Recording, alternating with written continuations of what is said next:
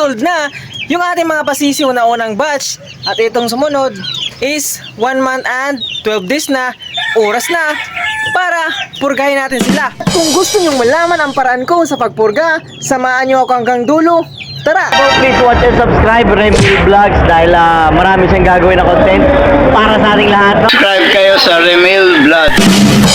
Hello guys, please subscribe kay Romel Vlog.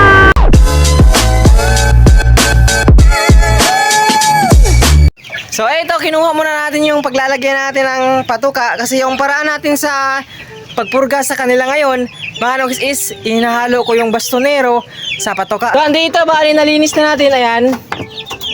Ito, di natin matatanggal kasi mancha-mancha na yan ng nakaraan.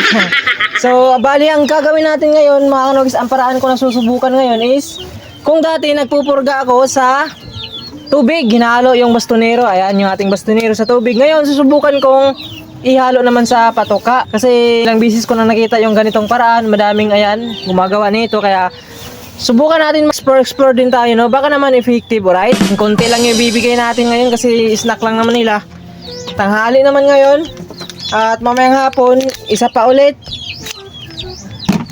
na purga. Bali bukas papaliguan ko na to sila, yung ating 2 months old, kasi nag-uumpisa talaga akong magpaligo ng mga pasisiyaw. 2 months old, ayan, yung ating first batch, saktong-sakto na yun sa papaliguan natin bukas. Yan, bali yung gagawin natin ngayon is inumpisahan natin ng tanghali, then mamayang hapon yung pagpupurga natin. Ito, haluin lang natin ng mabuti nang sa ganon saktong-sakto talaga yung ating pamurga na ibibigay sa kanila. So, eto na siya. So, tara, bigay natin sa ating mga pasisiw. So, ganun lang. Ito lang yung mixture natin, oh. Di gaanong basa, di gaanong tuyo. Yung ating patoka na ibibigay sa kanila. Ayan, oh. Tingnan nyo yung ating mga alagang sisiw, oh. Matatakaw kaya yung patoka natin. Ubus lagi yan. Ayan. Pinapasunod-sunod natin, oh. Nang sa ganun tumakbo. Disclaimer! No animals were harmed in the making of this video. So tara, bigyan na natin sa ating mga pasisiw kasi for sure sila ay gutom na gutom na. Sobrang excited, oh, ayan. Ayan! Nakraka na this. Ayan, oh. Napakalusog ng ating mga pasisiw. So yung routine na ginagawa ko sa kanila, dahil hindi tayo mga nokis, no? Since day old, di tayo kasi nga di pa natin nasubukan, di pa tayo marunong sa person naman, pag-aaralan natin. Kaya yung ginagawa ko na lang, nabawi ko sa pag-aalaga, no? Sa brooder, mula pagkasisiyo, walang kasamang inahin. Kasi yung brooder na yan, ayan, no? May takip yan, walang lamok. Lamok talaga yung isa sa nagbibigay, no? Paulit-ulit tayo dito, no? Lamok yung nagbibigay ng sakit sa ating mga manok. Makakagat lang yan sa mata, sa muka, sa mga paa, lana. Magkakaroon na lang na yan sila ng long bulots. Kaya ito, so sa kanya ni Dad, pinapainom natin ng Ambroxetil, yung ating for prevention.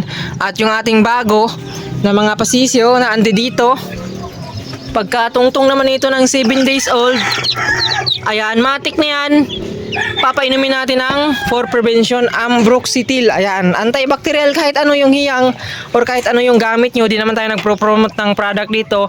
Basta at kung ano yung hiyang na gamit nyo, antibacterial, for prevention yan, tirahin nyo agad yung anyong mga pasisiw. Ayan, oh, kung napapansin yung mga pasisiw natin dito. Ito yung sumunod. Maya-maya puntahan natin yung second batch, third batch, at saka yung, ayun, ika-apat, ikahuling breed natin, oh.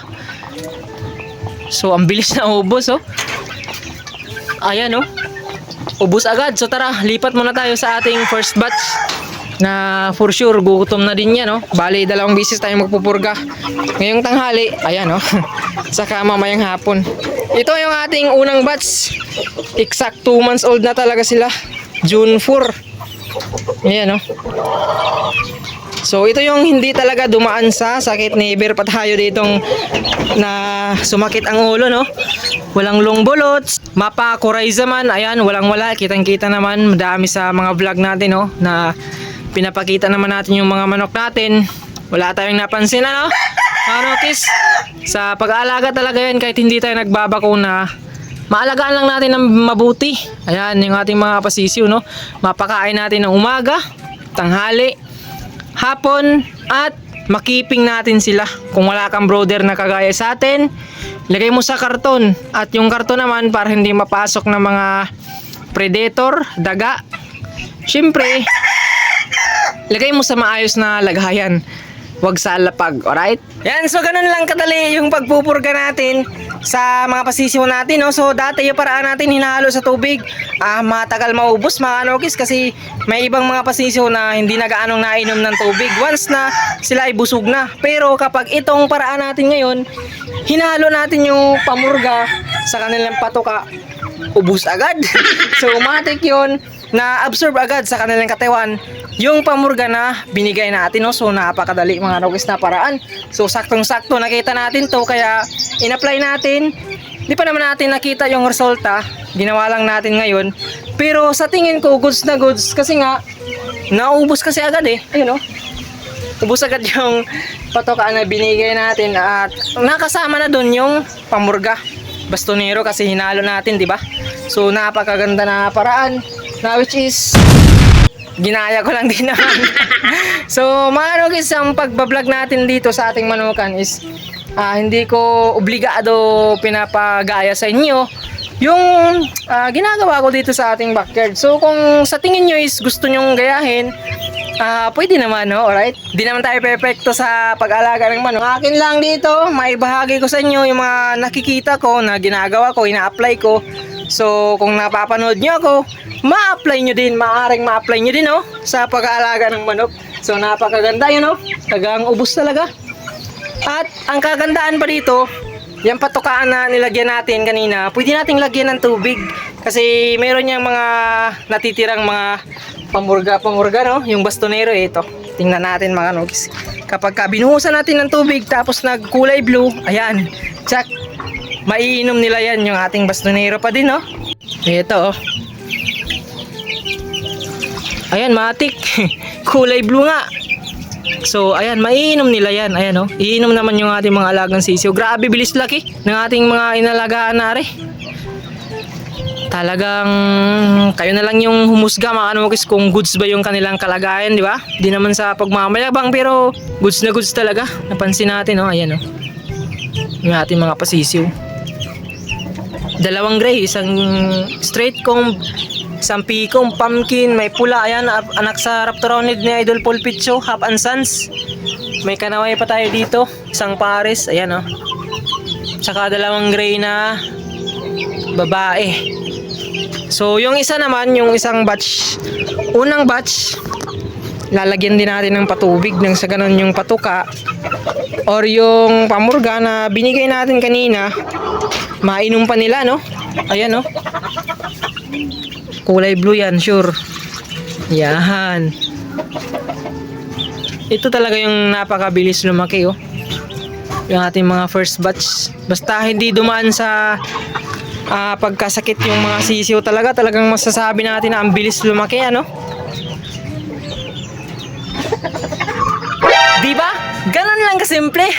At bilang pagtatapos ng ating vlog for today, may babatiin lang tayo ng mga sulit natin ng mga tagas-baybay. At binabati natin si Merwin Jid Lebre na nagbe-birthday ngayon. Happy birthday, idol! At shoutout na rin kay John Lee Awi. Shoutout kay Cipriano Baldomaro. Binabati natin si Kaagri Crop. Shoutout kay Renz Albia. At kay Helmar Pradilla. At shout na din kay Yang Yang and Blong Blong Marquez from Samal, Mambagu, Davao del Norte. At hanggang dito na lang for today's video. Maraming salamat sa lahat na nag-subscribe, nag-like, nag-comment, nag-share. At sa lahat ng mga nanood sa ating gawang video sa Peace out!